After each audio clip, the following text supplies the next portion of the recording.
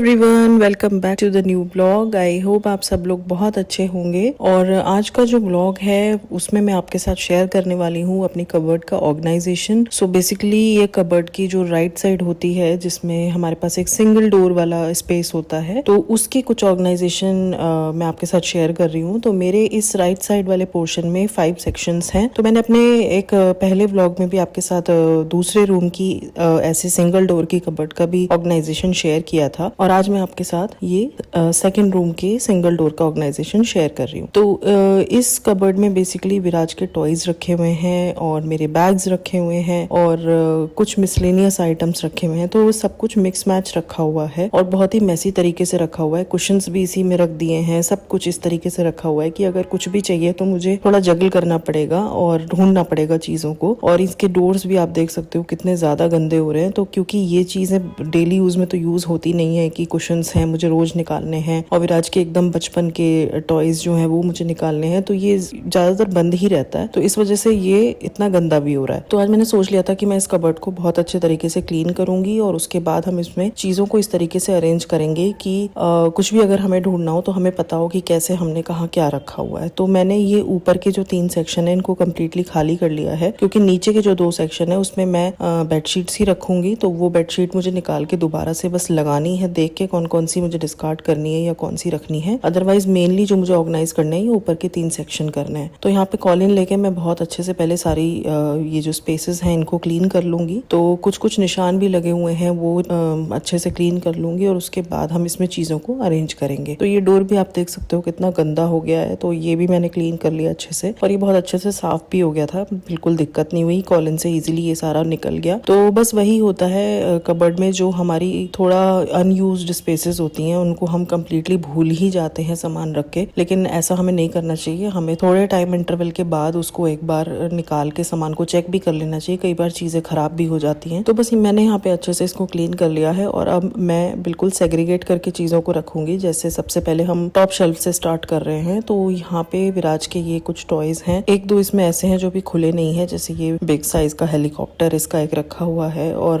दो गेम्स हैं एक ही टाइप के, तो वो डबल हैं, तो वो भी मैंने रख दिए हैं। तो इस तरीके से मैंने यहाँ पे रख दिए हैं। और ये इसके बर्थडे के कुछ कटआउट्स थे, ये भी मैंने पीछे की साइड लगा दिए हैं। और जो भी इसके गेम्स हैं वो मैं इस हिसाब से रख रही हूँ कि कौन सी स्पेस में कौन सा गेम फिट हो सकता है, ताकि हमारी स्पेस पूरी तरीके से यूटिलाइज हो, बिल्कुल भी वेस्ट ना हो। तो आप देख सकते हो जहाँ पे छोटा स्पेस है वहाँ मैंने छोटे बॉक्सेस लगा दिए हैं, जहाँ पे बड़ा स्पेस है वहाँ बड़े बॉक्सेस लगा दिए हैं। और हाँ, सबसे खास बात ये है कि मुझे इस चीज का भी ध्यान रखना है कि आजकल विराज सारी अलमारी खोल लेता है, तो खोल के अगर कोई चीज उसको विजिबल हो रही है कि ये मेरे टॉयज रखे हैं, तो वो मुझे नहीं करना है। मुझे वो विजिबिलिटी भी खत्म करनी है कि उसको पता ना लगे कि यहाँ पे टॉयज रखे हैं, अदरवाइज वो फिर डेली इसको निकालेगा। तो ऊपर वाले सेक्शन में तो मैंने ये इस तरीके से रख दिए हैं, तो ये बॉक्स से उसको कोई आइडिया नहीं लगने वाला है। जो टॉयज हैं जैसे इस सेकंड सेक्शन में मैं रख रही हूँ, बेसिकली ये उसको नहीं दिखने चाहिए। तो ये जितने भी इसके टॉयज हैं ये मैंने पीछे रख दिए हैं। तो इस बास्केट में बहुत सारे टॉयज आ गए थे, लेकिन यहाँ पर भी यही हो रहा था कि छोटे बड़े हर साइज के टॉयज, तो मुझे फिर से वही मैसी लगने लगा था। ये तो फिर से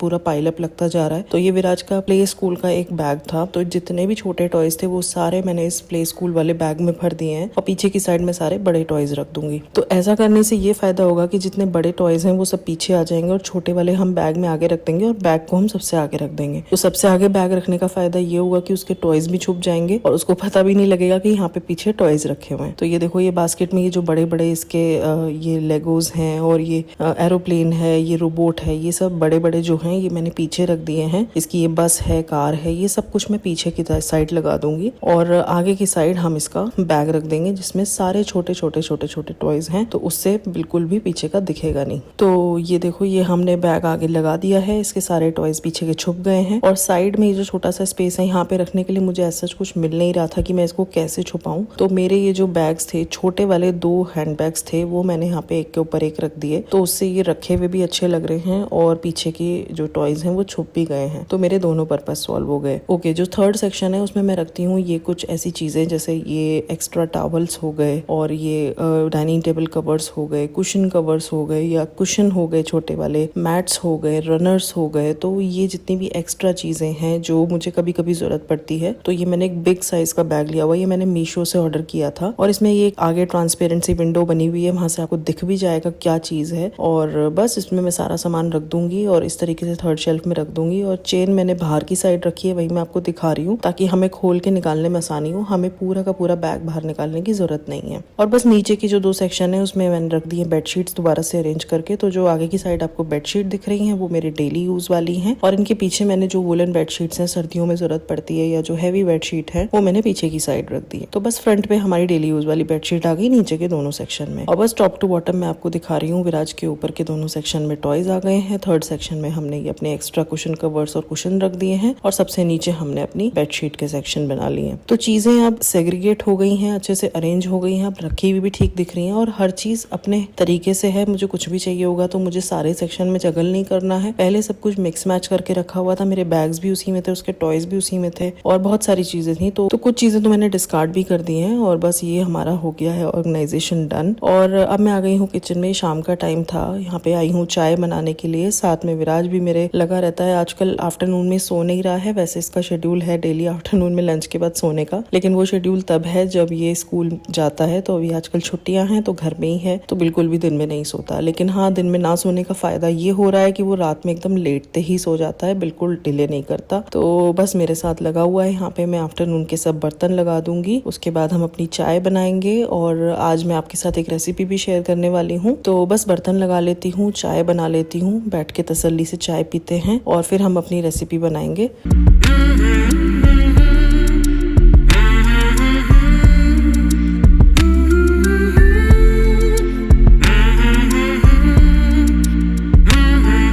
तो यहाँ पे लीची रखी थी, तो मैं वही खा के देख रही थी एक बार कि देखूं मीठी है या खट्टी है, तो उस हिसाब से और खाऊंगी। तो लीची बहुत मीठी थी, बहुत ही लाजवाब थी, तो मैंने खड़े खड़े 2-3 लीची खा ली, तब तक मेरी चाय बन रही थी। और बस उसके बाद मैं यहाँ पे निकाल रही हूँ ये कटहल। तो हम जब सब्जी लेकर के आए थे तो पीके जी कटहल ले आए थे कटवा के, तो क्योंकि मेरे से तो नहीं काटा जाता है कटहल, तो छोटे छोटे पीसेज में कटवा के ले आए थे। और यहाँ पे मैंने चाय में अदरक डाल दिया है। चाय इतने पकेगी, इतने मैंने सोचा मैं अपने कटहल में जो बीज होते हैं ना उनके छिलके निकाल लेती हूँ। तो आई थिंक बहुत से लोग ऐसे भी बना लेते हैं डायरेक्ट, बट मैं बीज का छिलका निकालती हूँ। तो यहाँ पे मैंने सारे कटहल को एक बोल में निकाल लिया है, और कटहल बहुत चिपकता है हाथों में, तो बस हाथों में मैं पहले थोड़ा सा तेल लगाऊंगी, और उसके बाद हम इसके बीज निकाल के उसके छिलके निकालेंगे। तो छिलके जो हैं वो गलते नहीं है और फिर गले में फंसते भी हैं, तो बस उसको निकालना थोड़ा सा ये टास्क ही हो जाता है वैसे तो, बट ये है कि कटहल बन के बहुत स्वादिष्ट लगता है। तो बस यहाँ पे मैंने सोचा इतने मेरी चाय बन रही है, इतने मैं इस काम को कर लेती हूँ। तो बस इसके बीज निकाल के उनके छिलके मैं अलग कर लूंगी।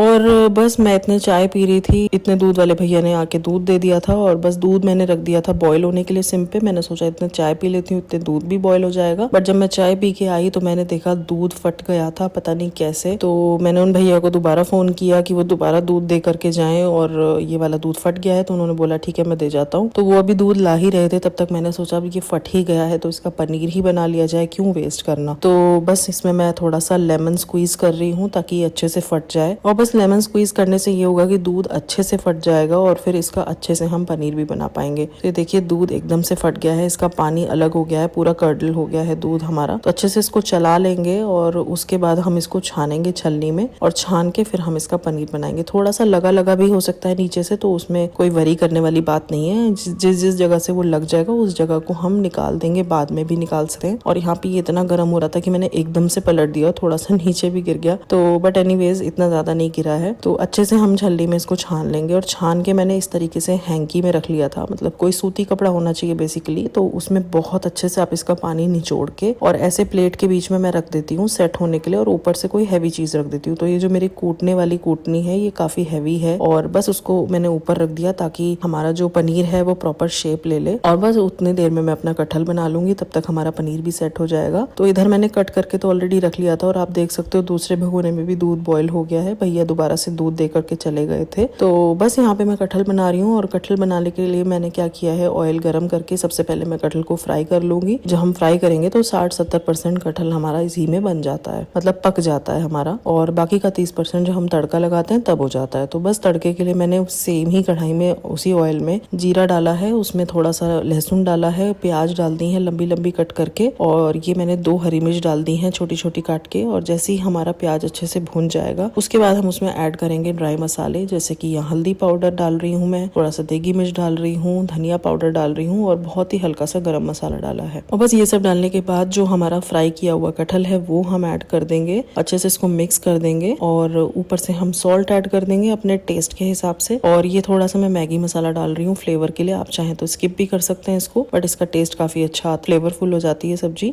और बस मैं ढक दूंगी इसको पकने के लिए और बहुत अच्छे से हमारा कटहल यहाँ पे बन जाता है। और जब आप देखोगे कि कटहल ऑलमोस्ट बनने ही वाला है, बस थोड़ी सी कसर बाकी है, उस स्टेज पे आप इसमें टमाटर ऐड कर दें। तो यहाँ पे मैंने एक टमाटर कट करके ऐड कर दिया था और अगले 10 मिनट के लिए और पका लिया था। और ये देखो हमारा कटहल बन के रेडी है और बस उसको मैं रख दूंगी साइड में। और इतनी देर में हमारी सब्जी बनी है, आप देखो हमारा पनीर कितने अच्छे से सेट हो गया। तो बस यहाँ पे पनीर हमारा बन के रेडी है और अब मैं इसको रख दूंगी फ्रिज में। तो फ्रिज में मैं पनीर को कभी भी ऐसे नहीं रखती हूँ, पानी में रखती हूँ। तो बस इस बोल में मैं रख दूंगी। और यस, यही था आज का वीडियो। आई होप आपको पसंद आया होगा। कुछ भी पसंद आया हो तो लाइक करना। मैं मिलती हूँ आपसे अगले वीडियो में, तब तक के लिए बाय बाय।